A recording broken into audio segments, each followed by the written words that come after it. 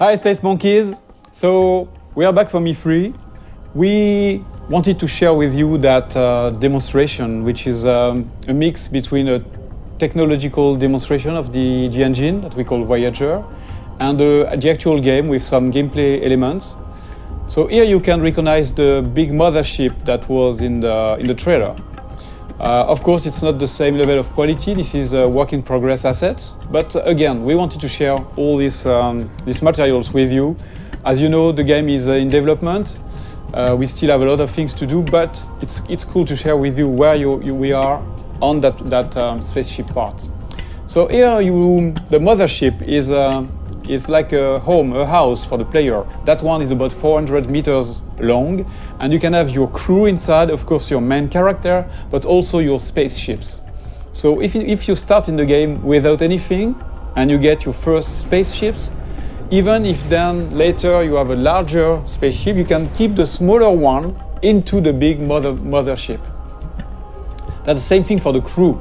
If you start with one or two members in your crew, then you can have them in your big mothership later. That gameplay mechanic of what we call the Russian dolls, so bigger, smaller into the bigger, and then your characters, is very close to what we had in fact in Beyond Good and Evil 1 when the characters were getting out of the hovercraft. So here we have that monkey, which is my playable main character here, but of course in that game, you can select your character and create your own character. Just to give you a feeling of scale, that ship is about 20 meters long, and the other one, the mothership, is about 400 meters long.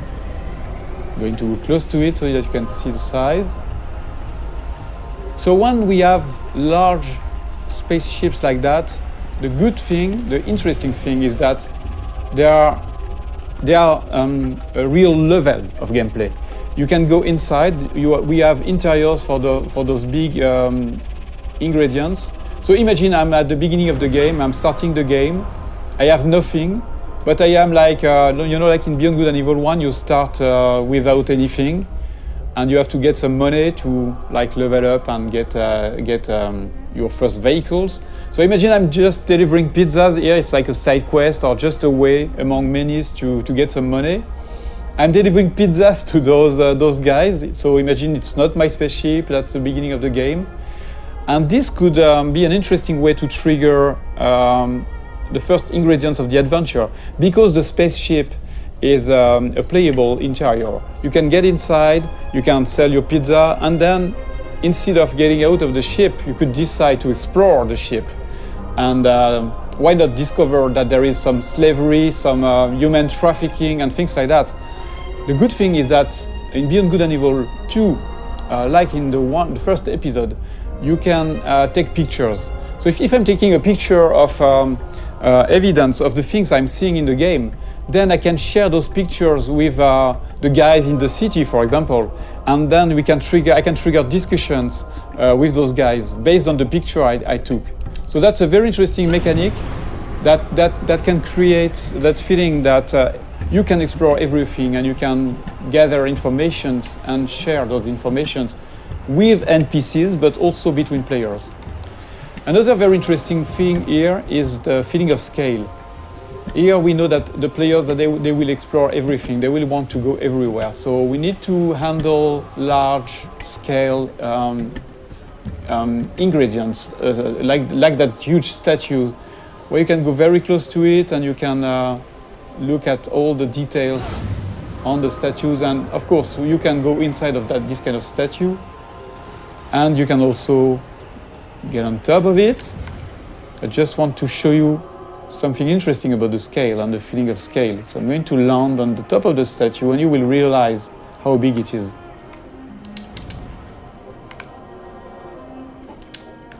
So here we have a wonderful vista, and I want to show you, so I'm going to go more in the developer edition mode, where I can move the camera very easily, and you can really notice and understand the feeling of scale when you look at that little monkey on top of the big statue. This is just a part of the head of the statue, and you're already very small. And it's very interesting to understand the scale of things. Here you see that the statue is really, really big. The statue is about 700 meters high. And the very interesting thing, again, is that, in fact, that statue, which is big, is just into a big city that is very small, in fact, compared to the continent here, the size of that big island, and which is a small part of a big planet. So you realize that you are just a little dot on that big planet, which is, in fact, just a small planet around a bigger one, which is a small dot in the big universe. So when we started that technology, we thought that we needed to handle that feeling of scale and in a realistic way. Before going into details, we wanted to make sure that the engine was capable of handling this kind of thing. When you look at this sunset, it's not exactly a sunset made by artists. It's really the combinations of physical ingredients, you know, the light that is changing depending on the atmosphere. So you can see here the different colors. And the fact that, of course, the planet is rotating around in space, around the big planet. So here I'm doing a kind of time lapse. I'm modifying the time so that you can understand better how it works. You see that everything is turning like in a real solar system. So yes, I'm increasing the speed. You see the night here with the cities. So another important thing is that you can, at any time, you can go everywhere. So if I'm going into another city, there is no loadings and things like that. Everything is seamless because it handles that big universe in a consistent way. There is no shit or things like that. You can really appreciate the point of view wherever you are. It will be the same mechanics. So that was one of the big features we wanted to make sure that we had before showing the game to the public, to everybody, so that we wanted to make sure that the technology was working and this big ambitious game was feasible. I'm going back to my spaceship. I want just to show you some gameplay ingredients. I'm going to change a little bit the time so that we have a bit more sun. Yeah. So that spaceship is very, very nice. It's very close to the Beluga we had in Beyond Good and Evil 1. It can handle very large speed, but it's also very easy to do loopings and trigger very fast movements. So it's a dogfighter. I can increase the speed. So this is a classic plane speed we have on Earth. We are about 1,000 kilometers per hour. But you can increase that speed dramatically, like this, for example, and you will see it. So the speed is increasing now. You see that it's about 5,000 kilometers per hour. Let's go back in the city so that we can really understand the speed. And I can increase the speed again. Whoa. Use some tricks, movements. And then we are going to do a looping, for example. So you can combine anything, any movements. And the very nice thing too is that you can even increase the speed to 20,000 kilometers per hour, which is a lot. I'm going to try, to drift like that. So at any time you have the drifting mode, you have all these very interesting movements. But of course, the biggest things you want to do in this kind of situation is to go in space. So let's trigger higher speed. And you see this little effect around the spaceship is because of the friction of the atmosphere. If I don't increase my speed, there is no reason to have more friction. But if I'm increasing the speed, you will see that the effect is stronger. And same thing if I'm going very, very fast. So depending on the quantity of atmosphere, you can have a stronger effect. Until you start burning. But you see, with those very high speed, you can really travel very, very far and very fast. Just changing the time of the simulation so that we can appreciate a wonderful view in space. So if I decide to go on this planet or the satellite, which is somewhere around there, I can go there seamlessly. And the more the further you are of the planet, the faster you can go because there's no more atmosphere, so no more friction. So yes, here still have a little friction. But of course you can go back onto the planet whenever you want.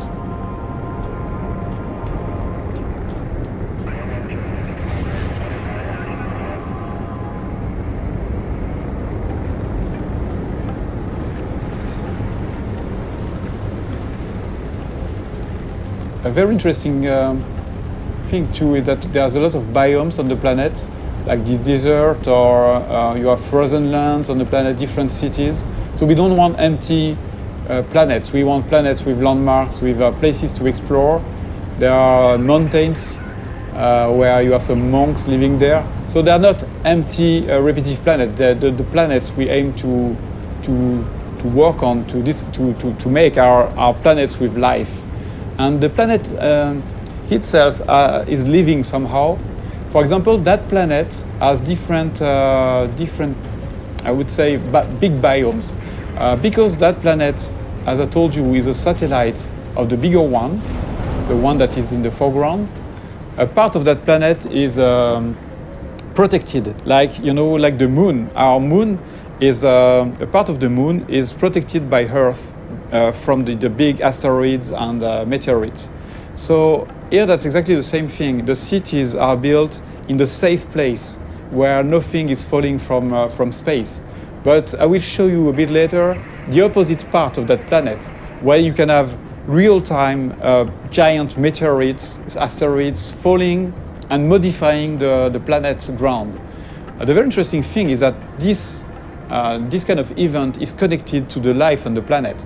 So that, yes, you've got those cities on the safe place, but once the big, giant meteorites are falling on the other side of the planet, then you have the big companies that are sending the slaves on those very dangerous places. And a lot of slaves are dying trying to gather the meteorites goods, all the things that are falling from space and crashing. They are taking those rare materials and risking their life. So it's not just about the planet on one side and the story on the other one. The planet and the story are connected, and that's a very important thing for us. So again, let's look at that planet modification process. Okay, so now we are back on the other side of the planet, the side that is bombarded by meteorites. Here, we just want to showcase the ability that we have in the engine to modify the whole planet in real time. So here, for example, imagine that you're flying over that region. You can have a huge meteorite falling in front of you, and you will have all these one incredible effects on the planet, but also on the other spaceships. So that's a very important feature for Beyond Good and Evil. We want interactivity to be the heart of the whole experience, not just with characters, not just with spaceships, but also with a big, huge planet. So thank you for watching that video. This is our first Space Monkey debrief. Many more will come, and we would love to have you leaving us your comments on this Space Monkey program site. So please comment, tell us what you think, and expect way more videos like that. Thank you very much.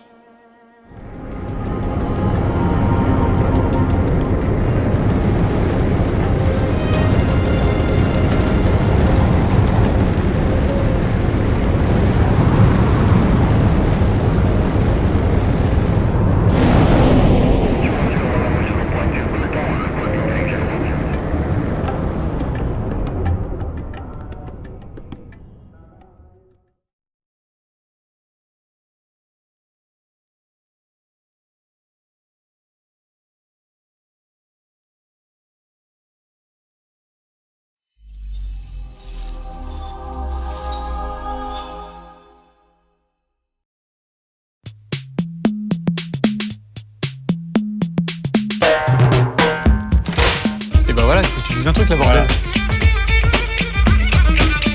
On va en faire 14 des prises. Ça, c'était la première. C'est bon, c'est la première.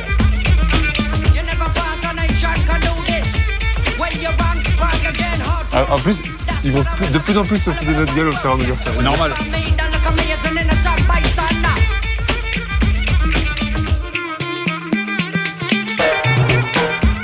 Bonjour, c'est Michel.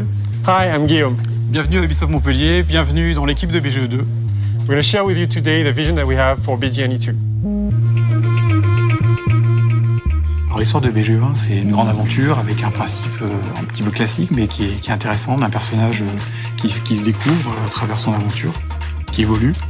Et donc les thématiques très fortes comme le voyage, la rencontre de personnages, les découvertes de planètes, c'était vraiment l'ambition initiale qu'on a réussi à remplir en grande partie. Et là c'est le retour exactement, je lance un jeu, mais en fait quelque part c'est pas exactement ça que je fais, j'ouvre une porte sur un autre monde et je vais voyager quelque part, ça va être je vais être transporté en fait dans cet univers. So System 3 has become the center of interstellar trade in the Milky Way in the 24th century. Private enterprises have targeted this system because it's got a vast store of invaluable resources and habitable planets that are in the Goldilocks zone. And shit, I forgot what I wanted to say. Old Earth superpowers, China and India, continue to lead the colonization effort, largely due to the fact that they've created hybrid slaves. These hybrids are animal and man chimeras that were basically created in lab vats and designed to withstand incredibly hostile environments in space. So basically, we've created a new form of slave labor. Ces hybrides qui sont curieusement l'incarnation des dieux qui protègent la ville par leur aspect mi-homme, mi-animaux, mais qui se voient interdits en fait la porte des hautes sphères de la ville et des temples qu'ils ont contribué à construire. Un univers multi-musical avec des origines très différentes. Moi, j'ai toujours envie de me nourrir de ça, d'aller vers les notes de musique que je ne comprends pas, que j'ai envie de découvrir, et du coup... Voilà, c'est... Voilà. On est sur des thématiques qui sont fortes et on a envie de dire qu'il y a de l'espoir. Tous ces personnages, toutes ces histoires, tous ces thèmes qui sont quand même un peu durs se racontent à travers des personnages qui se regroupent. Donc des personnages de tous horizons, rock'n'roll, délirants, très colorés. That's Swiss fucking chocolate, pig. On a choisi une thématique forte qui est la piraterie, où finalement le pirate accepte toute personne qui va faire partie de la bande, quelles que soient ses origines. Chez les pirates, on est tous ensemble.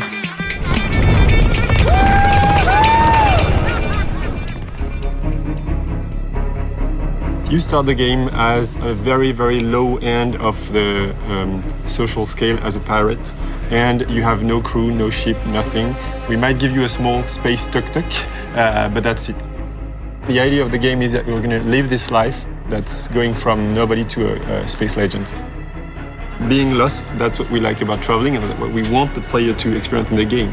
That's the reason why we offer the player a huge universe with many different planets and many different cultures to go and meet. We've developed a breakthrough technology that allows us to go from a very, very narrow inside space in a big city up to going to another planet. We don't want an empty solar system. We want a universe full of life. Our game is about meeting others. Grab my chassis, Noxie! Traveling to other places. So we want to make that happen even in the way we develop the game. So as a Space Monkey, we're inviting the community players to come and share the creative process with us, help us in world building, testing gameplay features, and we're really opening up the development process with the community and fans. On a envie, pour ce nouvel épisode, que les gens puissent voir des choses avant les autres, puissent jouer avant les autres, puissent participer aussi. Space Monkeys are inspired by Nox, so this gung-ho attitude is what we're looking for, and we really want to share the experience with people. Tout le monde peut venir, tous âges et tous horizons, avec des idées, avec des échanges. C'est notre but. Join the movement! Waouh, comme ça déchire. J'ai envie de voir le truc du coup là. C'était bien. Comment c'est ça? Non, attends, d'abord je rigole.